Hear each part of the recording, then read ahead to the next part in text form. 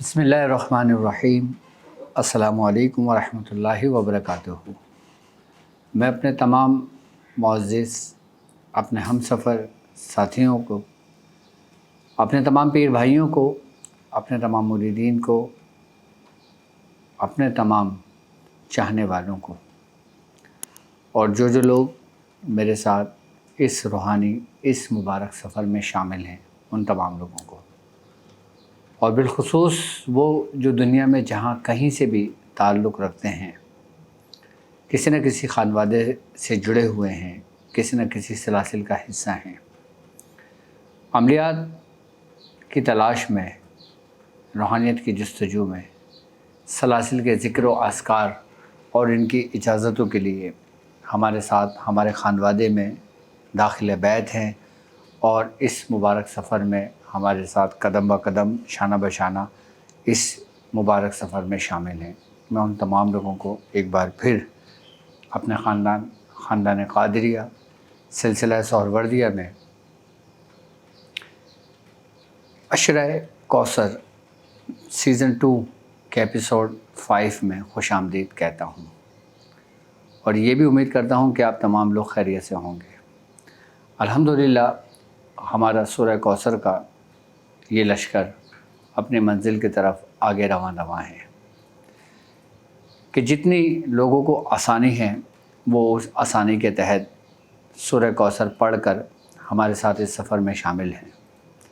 कुछ लोग अशरा कौसर का सबक 2100 की तादाद कर रहे हैं और कुछ लोग 2100 की तादाद नहीं की जा रही तो उनको 360 की तादाद बताई गई है, तो वो 360 की तादाद को मुकम्मल कर रहे हैं। और बेहतर सफ़र वही होता है कि जब आपका हम सफ़र आपके साथ हो। और अल्हम्दुलिल्लाह हमारे साथ जो लोग इस रूहानी सफ़र में शामिल हैं, आज उनकी रहनुमाई के लिए इस सफ़र में होने वाली वारदात के बारे में मैं आपको बताऊंगा कि रूहानी वारदात क्या है, रूहानी वारदात किसे कहते हैं, रूहानी वारदात की रूहानियत की दुनिया में, अमलियात की दुनिया में क्या अहमियत है और इन रूहानी वारदात के कितने दर्जे हैं और ये इंसान के वजूद में किस किस मकाम पर ये वारदातें होती हैं और इन वारदात की निशानियाँ क्या हैं और इनका मकसद क्या है। हज़रत शेख अबू अब्बास बुनी रहमतुल्लाह अलैह आप अपनी किताब में लिखते हैं कि जो शख्स सूरह कौसर 129 मरतबा पढ़ता है और इसको अपने मामूल में रखता है तो ये वारदातें उसी के हिस्से और उसी के नसीब में आती हैं। सूरह कौसर की तादाद 129 मरतबा एक ख़ास अहमियत की हामिल है। 129 का जो हिस्सा है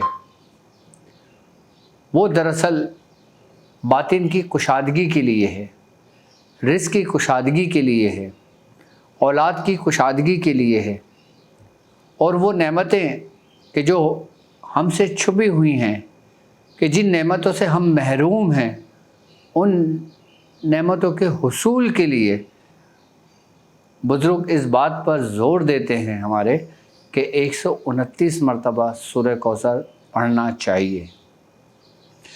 और आपको जो तादाद में जितनी बताई गई है वो अमल की सूरत में तो आप उतना ही रखें, लेकिन 129 मरतबा अपनी ज़िंदगी का मामूल बना लेना चाहिए कि जिससे आपका वजूद पाक होता है, आपका बातिन साफ़ होता है, कि आप पर नेमतों के दरवाज़े खोल दिए जाते हैं और आप फिर उन नेमतों को पा लेते हैं जो खैर कसीर है। फिर मैं दोहराऊँगा, इन्ना आतैना कल कौसर, कि हमने आपको कौसर अता किया।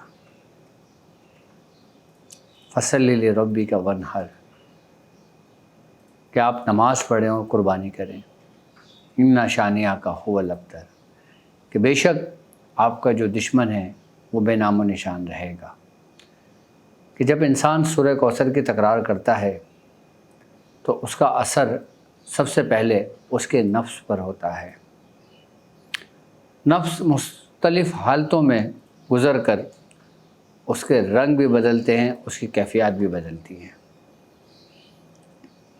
सबसे पहले वारदात के बारे में जान लें कि रूहानी वारदात एक ऐसी बातनी कैफियत और मुशाहिदे को कहते हैं जो इंसान को शऊर से निकाल कर एक ऐसी सिमत ले जाता है जो इंसान के शऊर और उसकी अक़ल से बिल्कुल मावरा और बालातर होता है। ये वो वारदात हैं कि जिनका ताल्लुक़ ज़ाहिरी हवास से नहीं होता, बल्कि इसका ताल्लुक़ हमारी अपनी अंदरूनी कैफियत से होता है और इसका असर इंसान के नफ्स, क़ल्ब और रूह पर सबसे गहरा होता है। हमारे बुज़ुर्ग फरमाते हैं कि ये वारदात जो होती हैं इनके 3 दर्जे हैं।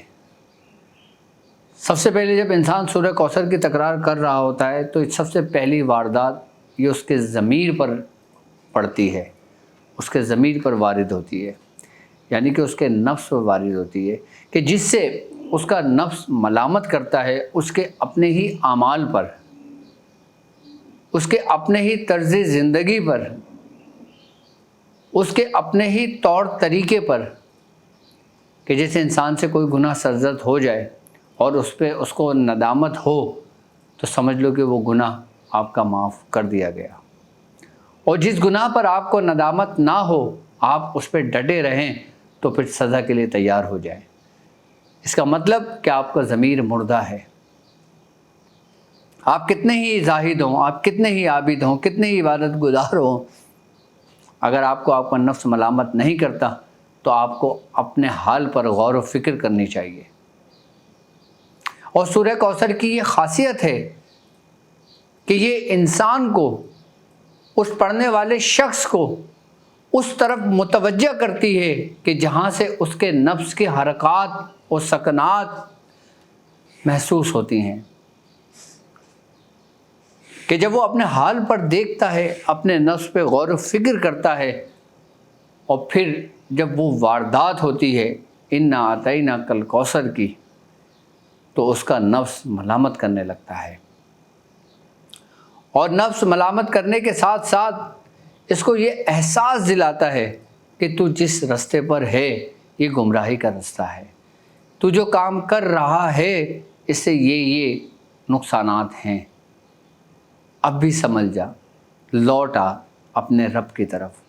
ये नफ्स मलामत कर रहा है ख़ुद को, ये नफ्स मलामत कर रहा है आपके वजूद को, ये नफ्स मलामत कर रहा है आपके आमाल को, ये नफ्स मलामत कर रहा है आपकी तर्ज़ ज़िंदगी को। और जब वारदात हमारे नफ्स पर होती है तो इसकी मिसाल बुज़ुर्ग फरमाते हैं ऐसी होती है कि जैसे आग, लोहे को आग की भट्टी में डाला जाए। लोहा मानिंद हमारा नफ्स और ये वारदात मानिंद वो भड़कती हुई, दहकती हुई आग, तपिश, भट्टी, कि जब उस लोहे को उस भट्टी में डाला जाए तो वो अपनी माहियत को बदल लेता है और एक दूसरी सूरत इख्तियार कर लेता है।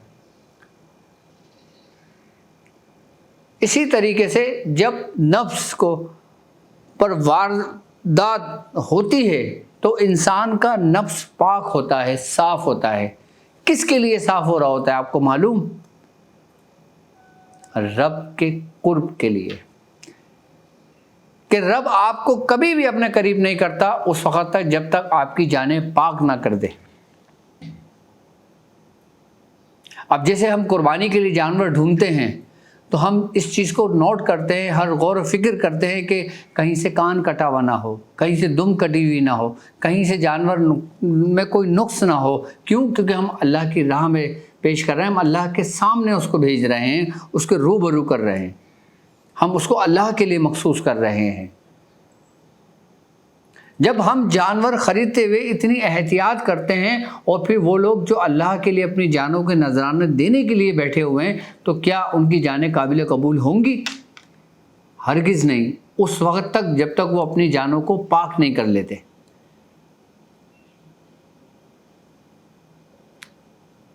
سرکار دو عالم صلی اللہ علیہ وآلہ وسلم نے اپنی مختصر سی زندگی میں انسانوں کی جانوں کو پاک کیا اور پھر ان کو رب کے حضور پیش کیا، پھر ان کو قرب الہی عطا ہوا۔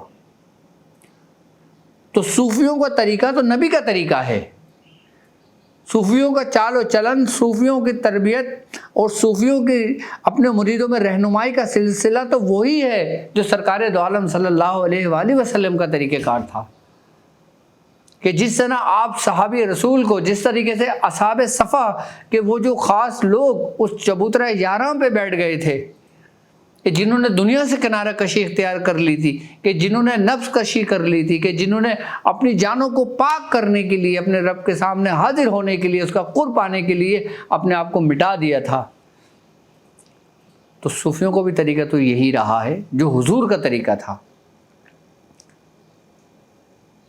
حضور نے ان صحابہ کرام کو ہرگز منع نہیں کرا کہ تم یہ سب کچھ چھوڑ کر یہاں پہ نہ بیٹھو، تم جاؤ اپنا کاروبار دیکھو، اپنے بیوی بچوں کو دیکھو اور صرف نماز پڑھو۔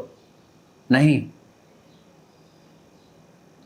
بلکہ حضور نے خود ان کی تربیت کی، حضور نے خود ان کی جانوں کو پاک کیا، حضور نے خود ان کی رہنمائی کی، اور پھر وہیں سے صوفیوں کا سلسلہ چلا کہ جسے شیخ اپنے مرید کی تربیت کرتا ہے، اپنے مرید کی جانوں کو پاک کرتا ہے۔ اور واردات، یہ واردات ایک الہامی روشنی ہے، ایک الہامی، ایک باطنی پیغام ہے جو ہم سے کچھ کہتا ہے۔ افسوس، صد افسوس کہ ہم اس کو سن نہیں سکتے، ہم اس کو دیکھ نہیں سکتے، ہم اس کو محسوس نہیں کر سکتے۔ ہر دن واردات ہوتی ہے ہم پر، ہر شب واردات ہوتی ہے ہم پر، ہر لمحے واردات ہوتی ہے ہم پر، لیکن ہم اس واردات سے غافل ہیں۔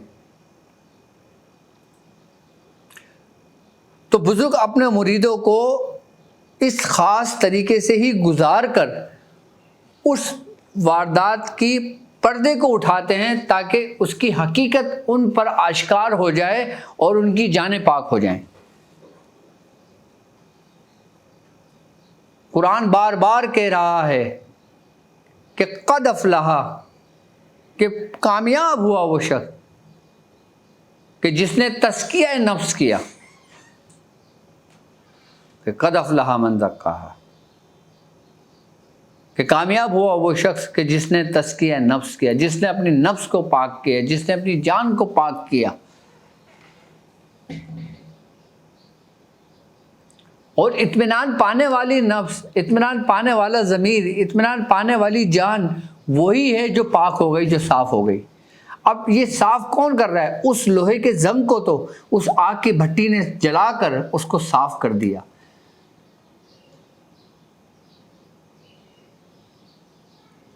اور وہ لوہا قابل استعمال ہو گیا کہ جو زنگ آلود تھا، جس پہ ڈوٹس پڑے ہوئے تھے، جس کے دھبے پڑے ہوئے تھے، جو بیکار سا تھا، اس کو آگ کی بھٹی میں ڈالا تو وہ صاف ہو گیا، پاک ہو گیا۔ اسی طریقے سے جب آپ کے نفس واردات ہوتی ہے تو آپ کا نفس بھی اسی طریقے سے پاک ہو جاتا ہے۔ اور بالخصوص 129 مرتبہ کی ضرب جب آپ کے نفس پر لگتی ہے تو واردات، ہر ضرب پر ایک واردات ظاہر ہوتی ہے، ہر نفس پہ ایک واردات ظاہر ہوتی ہے۔ واردات کسے کہتے ہیں؟ یہ ایک الہامی پیغام ہے، یہ باطن کا نور ہے، یہ وہ روشنی ہے جو عرش عظیم سے آ رہی ہے، اور یہ وہ روشنی ہے کہ جن کا منبع خیر کثیر ہے، یعنی کہ وہ صاحب القوثر ہیں کہ جنہیں سرکار دو عالم صلی اللہ علیہ وآلہ وسلم کہا جاتا ہے۔ اور پھر پوری کائنات میں وہ روشنی آپ ہی کے قلب سے، یہ بھی ایک واردات ہی ہے کہ جو ہر لمحے ایک صدا سی گونج رہی ہے۔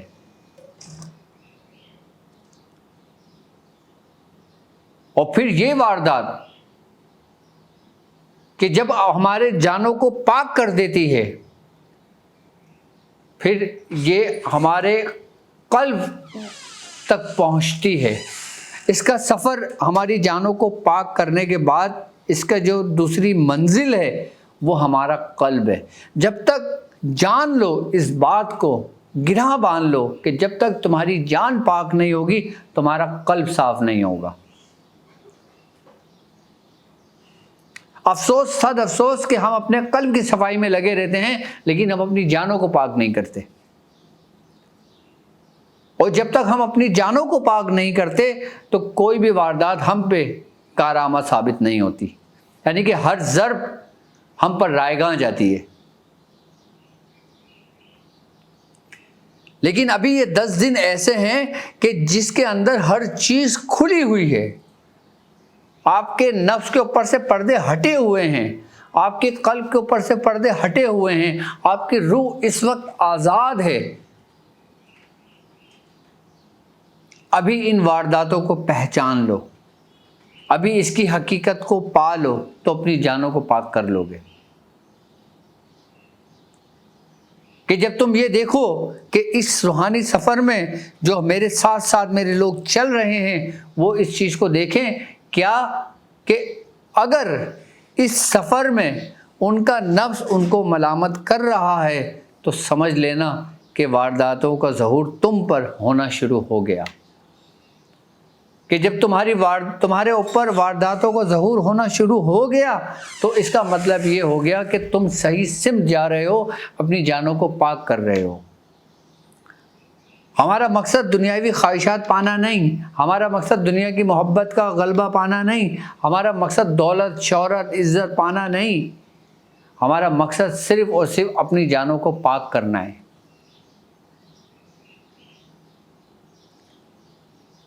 اور بالخصوص ڈاکٹر صاحب کا یہ مشن ہے کہ وہ اپنے مریدوں کی جانوں کو پاک کرنے کے طریقہ کار سمجھائیں.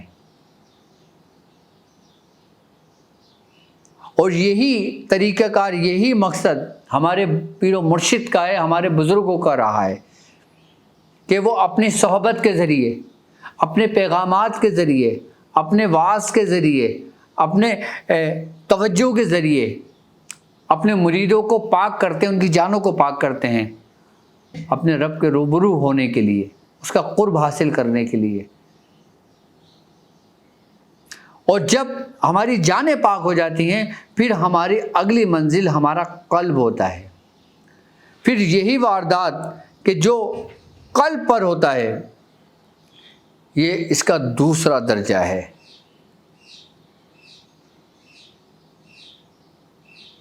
کہ جب قلب پر ہوتی ہے تو یقیناً جب ہماری جان پاک ہوتی ہے تو ہمارا جو قلب ہوتا ہے وہ ہر قسم کی خواہشات سے بالکل صاف ہو جاتا ہے اور پھر وہ رحمان کا گھر بنتا ہے. اور اس کے بعد پھر وہ روح پہ واردات ہوتی ہے. جب تک تمہارا نفس پاک نہ ہو، تمہارا قلب بیدار نہ ہو، روح پر اس پر کوئی اثر انداز نہیں ہوتا، کوئی اثر نہیں ہوتا. تم ذکر روحی کتنا کر لو، ذکر قلبی کتنا کر لو، جب تک تمہاری جانیں پاک نہیں ہیں ذکر قلبی کرنے کا، ذکر روحی کرنے کا کوئی فائدہ نہیں ہے.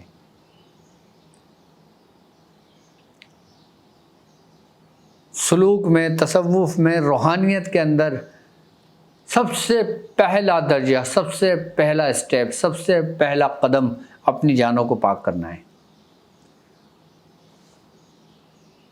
اسی لیے قرآن نے کہا ہے کہ تزکیہ نفس کرو. اسی لیے حضور نے فرمایا ہے کہ جس نے پہچانا اپنے نفس کو اس نے پہچانا اپنے رب کو. کیوں؟ نفس کو پہچاننے سے انسان رب کو پہچان لیتا ہے. کیسے؟ ایسے کہ جو لوگ اپنے نفس کو پاک کر لیتے ہیں پھر وہ ہر آئینے میں اپنے رب کو دیکھتے ہیں، پھر وہ نفس اس کا شفاف آئینہ بن جاتا ہے، پاک ہو جاتا ہے. قلب آئینہ بن جاتا ہے، پاک ہو جاتا ہے. پھر روح اس کے اختیار میں آ جاتی ہے. اور روح اختیار میں آنے سے مراد کہ وہ روحانی، یہ روحانی ارتقاء کا ایک نام ہے کہ اس کی روح کا بیدار ہونا.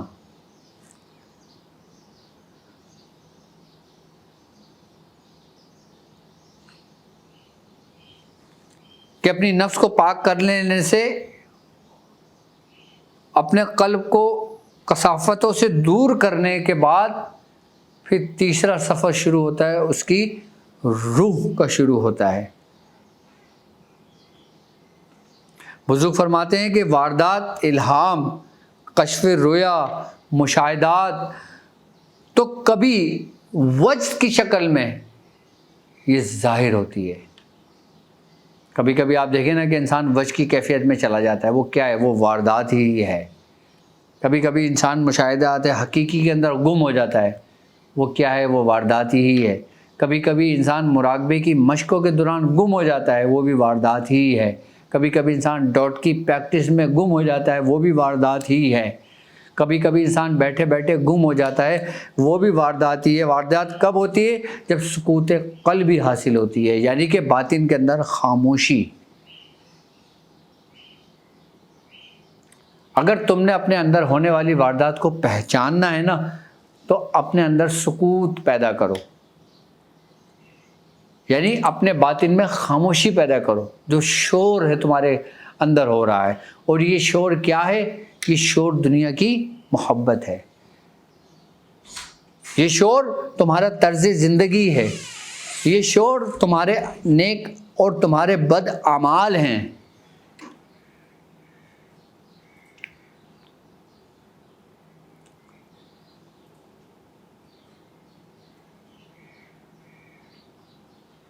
سکوت قلبی ہمیں کب حاصل ہوتی ہے؟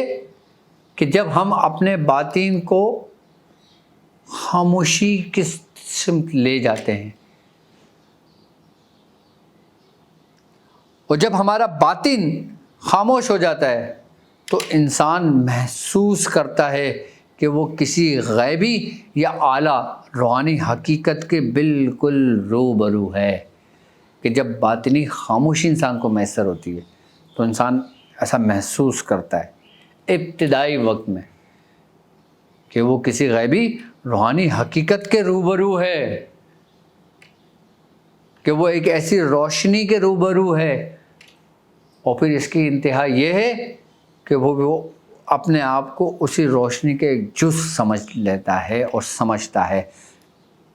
بعض بزرگ فرماتے ہیں کہ واردات، باطنی پیغام، روحانی روشنی، یہ قرب الہی کا احساس بن کر سالک کے سامنے آتا ہے.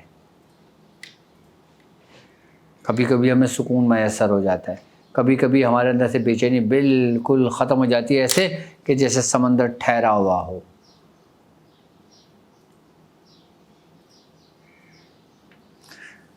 تو وارداتیں ہم پر ہوتی ہیں، اور واردات کیسے ہوتی ہیں؟ واردات ہمیشہ یاد رکھنا کہ اب ہم ابتدائی حالت میں چلتے ہیں، یعنی کہ اپنے نفس کو پاک کرنے کے لیے. تو یہ ہوتا ہے ہمارے ذکر و فکر سے، مسلسل ذکر الہی سے، مراقبے کی مشقوں سے جو ہم پریکٹس کرتے ہیں، پریکٹس آف میڈیٹیشن، اس کے ذریعے یہ وارداتیں جنم لیتی ہیں، یہ وارداتیں ہونے شروع ہوتی ہیں. جیسے ہم ڈاٹ کی پریکٹس کر رہے ہوتے ہیں، کہ جیسے ہم ذکر الہی کر رہے ہوتے ہیں، غور و فکر کر رہے ہوتے ہیں. قرآن میں ہے نا کہ اور نشانیاں ہیں ان لوگوں کے لیے جو غور و فکر کرتے ہیں. کیوں ہے؟ کیونکہ غور و فکر کرنے سے انسان کا نفس پاک ہوتا ہے اور اس کے قلب میں نور پیدا ہوتا ہے. اور جب اس کے قلب میں نور پیدا ہوتا ہے پھر یہی روحانی واردات کا ذریعہ بنتی ہیں.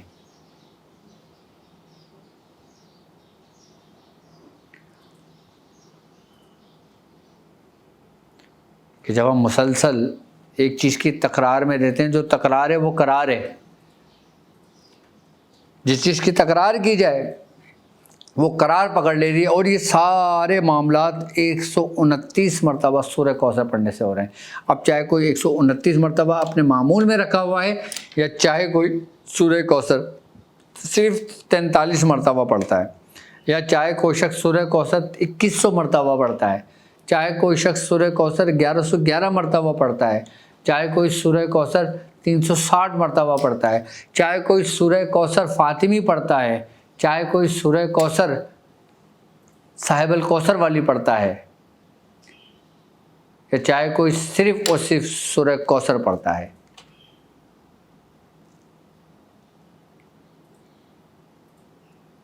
ایسے بھی لوگ ہیں ہمارے ساتھ جڑے ہوئے جو 129 مرتبہ سورہ کوثر روز پڑھتے ہیں، اور ابھی سے نہیں بلکہ وہ سالوں سے پڑھ رہے ہیں، اس لیے کہ تزکیہ نفس سے ان کی نفس کی پاکیزگی ہو، خواہشات پر قابو ہو، اور دنیا سے دل کٹ کر الگ ہو جائے، کہ دنیا کی محبت رب کی محبت پر غالب نہ آئے۔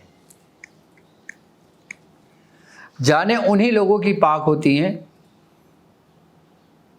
کہ جو اپنے آپ سے دنیا کو دور کر دیتے ہیں۔ دنیا سے دور ہونے سے مراد یہ نہیں کہ تم دنیا سے کٹ کر اپنا مسلح اٹھا کے جنگل کی طرف چل دو، نہیں۔ بزرگ فرماتے ہیں کہ وہ شخص مرد قلندر ہے جو دنیا میں رہ کر ہی دنیا سے کنارہ کرتا ہے، یعنی کہ وہ اپنے بیوی بچوں کو بھی، ان کے لیے بھی حلال رزق کما رہا ہے، اپنے بیوی بچوں کی تربیت بھی کر رہا ہے، اپنے بچوں کی تربیت بھی کر رہا ہے، اپنی بیوی کے بھی حقوق پورے کر رہا ہے، اپنے ماں باپ کے بھی حقوق ادا کر رہا ہے، اپنے پڑوسیوں کے بھی حقوق ادا کر رہا ہے، اور پھر وہ ذکر الہی بھی کر رہا ہے، پھر اپنی جان کو بھی پاک کر رہا ہے، اور پھر وہ کاروبار بھی کر رہا ہے، اور پھر وہ تجارت بھی کر رہا ہے، اور پھر وہ نوکری بھی کر رہا ہے۔ وہ شخص مرد قلندر ہے۔ وہ مرد قلندر نہیں ہے کہ دنیا کو چھوڑ کر جو ذکر الہی میں لگ جائے۔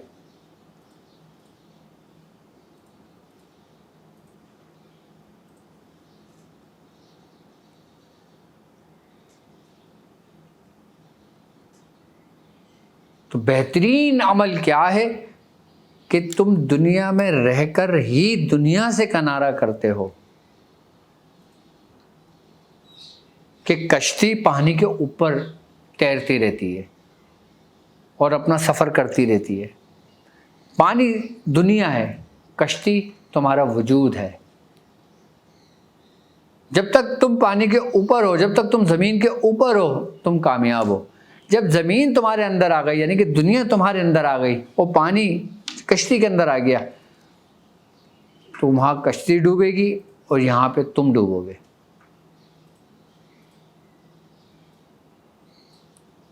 تم دنیا میں ہونے چاہیے ہو، دنیا تم میں نہیں ہونی چاہیے۔ ضروریات زندگی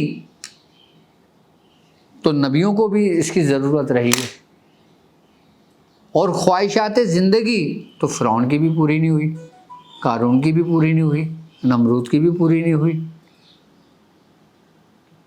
تو بزرگ فرماتے ہیں کہ ضروریات زندگی پر ہی قناعت کرنا چاہیے اور اس کے مطابق اپنا سفر کرنا چاہیے۔ اب جیسے مثال کے طور پہ ایک شخص امریکہ میں رہتا ہے اور ایک شخص پاکستان میں رہتا ہے۔ اب امریکہ میں رہنے والے شخص کی ضروریات زندگی اسی کے طرز کے مطابق ہوگی جو وہاں کا رہن سہن ہے۔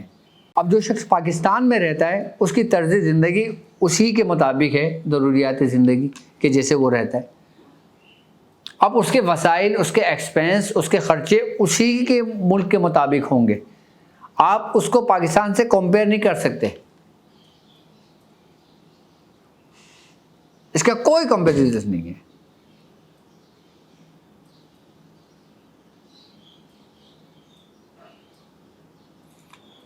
میں ایسے لوگوں کو بھی جانتا ہوں کہ جو یو ایس میں رہتے ہیں، یو کے میں رہتے ہیں، یورپ میں رہتے ہیں، لیکن وہ یو کے میں رہتے ہیں، یو کے ان کے اندر نہیں رہتا۔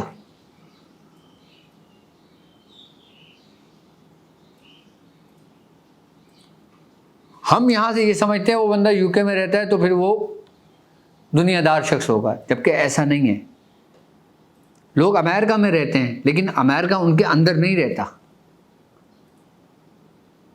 اسی طریقے سے لوگ پاکستان میں رہتے ہیں، پاکستان ان کے اندر نہیں رہتا، یعنی کہ پاکستان سے مراد خواہشات۔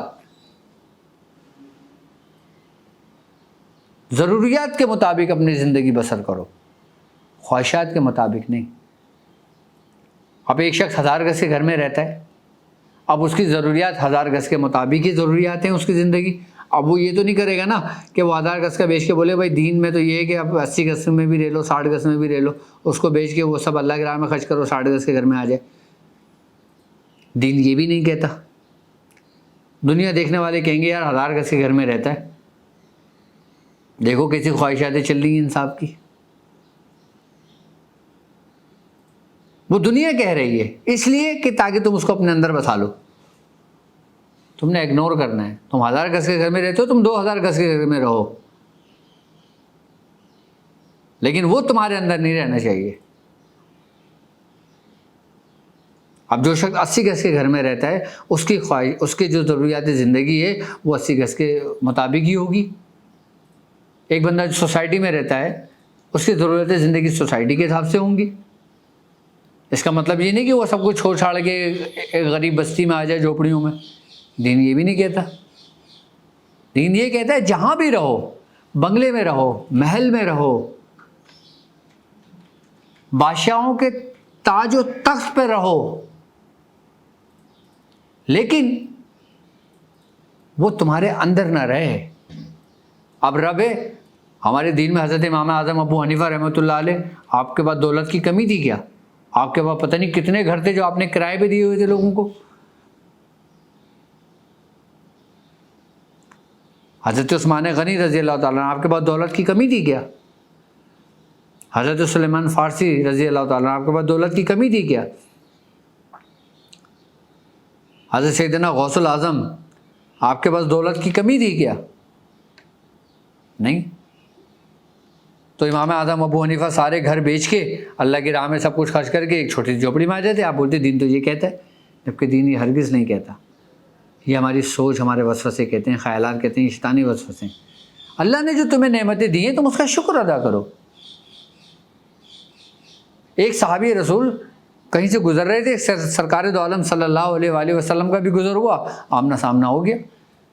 تو سرکار دو عالم صلی اللہ علیہ وآلہ وسلم نے اس صحابی سے پوچھا کہ اے فلاں کہ تمہارے حال کیا ہے؟ یہ کہ تم غریب ہو گئے؟ کیا غربت نے تمہیں گھیر لیا؟ فرمایا یا رسول اللہ نہیں، ماشاءاللہ سب کچھ اچھا ہے. تو کہہ رہے ہیں جو اللہ نے تمہیں نعمتیں دی وہ تم پہ کیوں نہیں دکھ رہی؟ اللہ اکبر. یعنی کہ جن کے پاس اللہ کی نعمت ہیں تو اس نعمت کا چرچا بھی کرنا چاہیے، اس کا استعمال بھی کرنا چاہیے. نعمت کا استعمال نہ کرنا پھر نعمت چھن جانے کے برابر ہوتا ہے. بعض لوگ کہتے ہیں نا کہ عاجزی اختیار کر لو.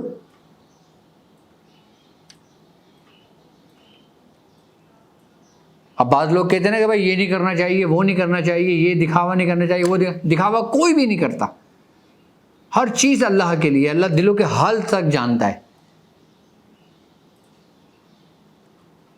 اور جہاں تک قربانی کا معاملہ ہے، میں تو یہ کہتا ہوں قربانی کا معاملہ انسان اپنی حیثیت کے مطابق قربانی کرے. یہ نہیں کہ حیثیت تمہاری کروڑوں کی ہے اور تم ایک بکرے پہ لا کے اس کو فارغ کر دو. بھائی حکم تو بکرے کا ہے نا، جی بہتر ہے بکرے کا حکم ہے، قربانی ہو گیا بکرا، ٹھیک ہے، اللہ کے راہ میں قبول ہو گئی، ٹھیک ہے. لیکن تم یہ دیکھو کہ اللہ نے تمہیں اپنے شیان شان سے عطا کیا. تمہاری حیثیت دیکھ کے نہیں کیا، تمہیں دیکھ کے تمہیں رب نے اپنی شان سے دیا ہے. جب اللہ نے تمہیں اپنی شان سے نوازا ہے تو پھر جب تمہاری حیثیت بڑھی ہے تو تم اللہ کی راہ میں بھی اپنی حیثیت کے مطابق ہی جانور ذبح کرو. اب دیکھ لو اس بات پہ لوگ، کسی کی 1 لاکھ روپے کی حیثیت ہے وہ 1 لاکھ روپے کا جانور لائے، کسی کی 5 لاکھ کی حیثیت ہے وہ 5 لاکھ کا جانور لائے، کسی کی 50 لاکھ کی حیثیت ہے وہ 50 لاکھ کا جانور لائے، کسی کی 1 کروڑ کی حیثیت ہے وہ 1 کروڑ کا جانور لائے. ہمارے یہاں تو 5-5 کروڑ روپے کے لوگ جانور لائیں کراچی کے اندر. ایسے بڑے بڑے تاجر موجود ہیں، ایسے بڑے بڑے لوگ موجود ہیں، اپنی حیثیت شان کے مطابق کرتے ہیں. کس کے لیے کر رہے ہیں؟ اللہ کے لیے.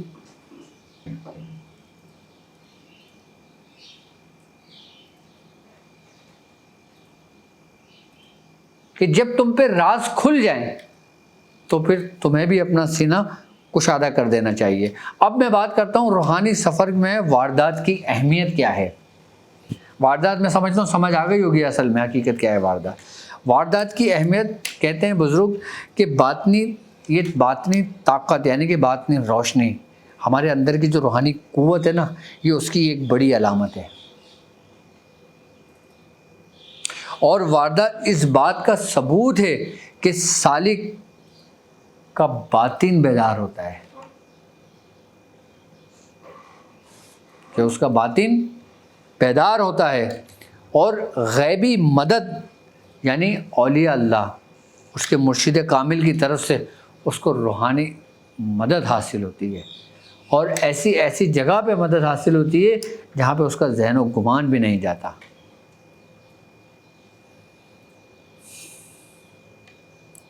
واردات دراصل ایک روحانی ارتقاء کا نام ہے، روحانی ارتقاء کا نام ہے جو بندے کو اس کے رب کے قریب لے جاتی ہے۔ یہ نہ صرف روح کی غذا ہے بلکہ روحانیت میں چلنے والے لوگ عملیات میں جو ہم ریاضت کرتے ہیں، جو ہم دعا کرتے ہیں، جو ہم عبادت کرتے ہیں، یہ اس پر بڑا گہرا اثر رکھتی ہے۔ واردات جو ہوتی ہے اس کا بڑا اس سے گہرا تعلق ہے، اور اس کی قدر و قیمت صرف وہی جانتا ہے جو اس راہ سے گزرا ہو، جس پر یہ وارداتیں ہوئی ہوں، وہی اس کی اہمیت اور اس کی حقیقت کو جانتا ہے۔ اب سورہ کوثر کے لشکر میں جو لوگ میرے ساتھ شامل ہیں، عشرہ کوثر میں، وہ دیکھ لیں، اپنے آپ کو پرکھ لیں، اپنا تجزیہ کر لیں کہ ان پر ایسی وارداتوں کا ظہور ہوا، اور اگر ہوا تو ان پر کیا کیا اثرات اس پر ظاہر ہوئے۔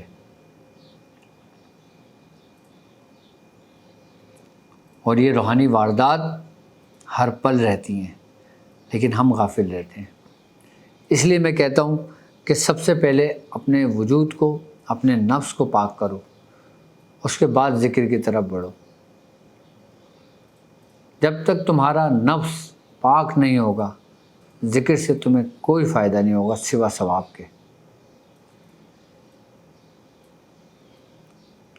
اب ہم آگے بڑھتے ہیں قربانی وتھ ڈاکٹر عبدالواجد شاذلی۔